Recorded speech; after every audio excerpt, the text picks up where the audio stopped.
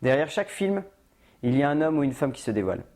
Un homme ou une femme qui nous parle d'eux, de leur vision du monde, de la manière avec laquelle ils perçoivent leur art. Dans cette nouvelle émission, nous regarderons avant tout la personne qui se cache derrière une œuvre de 7e art et non uniquement derrière ses films. Gaspard Noé est un cinéaste d'origine argentine qui opère dans la production audiovisuelle française depuis maintenant près de 30 ans.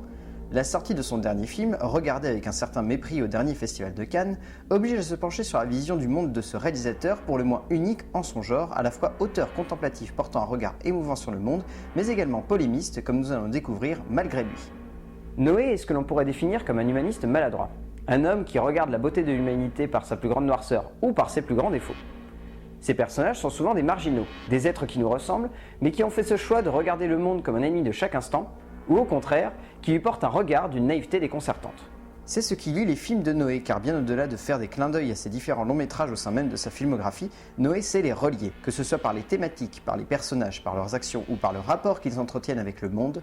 Noé fait de son œuvre un tout cohérent, une œuvre à la fois logique et pourtant fataliste qu'il convient de ne pas mettre devant les yeux de tout le monde. Que ce soit par la quête d'humanisation, la vengeance froide, la protection spirituelle des proches, ou même la recherche impossible de la passion romantique ultime, Noé a toujours voulu montrer des personnages qui veulent absolument protéger leur entourage, leur éviter le pire ou même le meilleur. C'est cela qui caractérise le regard du cinéaste sur ces personnages, mais également sur la féminité au centre de sa filmographie. On pourrait même élargir féminité à maternité, tant Noé a toujours entretenu une grande passion pour le rapport d'une mère et de son enfant, ou l'inverse même d'ailleurs, reliant toujours les deux. La mère doit protéger son enfant, et lorsque ce n'est pas le cas, l'enfant est laissé à lui-même, perdu au cœur d'un monde qui le dépasse et qui le rend fou, ou qui ne lui permet pas de pouvoir le comprendre.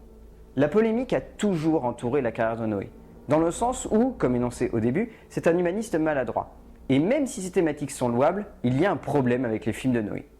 Noé conçoit avant tout ses longs métrages comme des œuvres sensorielles, des films qui se ressentent avant même de pouvoir énoncer la moindre analyse ou manière de filmer. Chaque film de Noé, excepté donc son dernier, si ce n'est par son côté pornographique, a eu le droit à un aspect qui a orienté le public à se demander si l'œuvre en question avait une légitimité, que ce soit par une scène de viol, par un parti pris scénographique, ou par le biais d'une position émotionnelle que le spectateur ne souhaiterait pas avoir. Chaque film de Noé cherche à porter un regard unique sur le monde et ses protagonistes, mais souvent, Noé le fait de manière viscérale. Il inclut le spectateur au cœur même de ses récits, en prenant un point de vue subjectif ou en positionnant sa caméra de manière à créer une émotion primaire et non secondaire comme on a tendance à le voir dans le cinéma aujourd'hui. Il regarde le monde avec un naturalisme qui fait froid dans le dos, et ses thématiques, comme le rapport qu'il entretient avec le sexe depuis le début de sa filmographie, fait peur. Noé fait peur, et pourtant, c'est un grand timide, car même si ces images sont violentes, comme souvent chez les plasticiens de génie, elles cachent un fond terriblement délicat, qui met en avant surtout l'idée de survie, l'idée de protection, l'idée de trouver une forme de soutien moral dans un monde qui sombre dans le chaos constant. Chaos qui est montré à l'écran par quelque chose qui semble être évoqué comme une incohérence, le sexe. Dans chacun de ses films, Noé évoque le sexe comme quelque chose qui sort des gonds, qui sort de l'ordinaire. Par l'inceste, par le viol, par la consanguinité, ou par le plan A3 de manière plus conventionnelle. Chaque fois, Noé évoque cela comme quelque chose qui sort donc de l'ordinaire, quelque chose qui fait perdre pied à ses personnages et qui ne les aide pas à avancer. Si Noé ne met pas tout le monde d'accord, sa filmographie a ce mérite de sortir de l'ordinaire et de chercher, si ce n'est pas trouver, un sens au mot « vie ».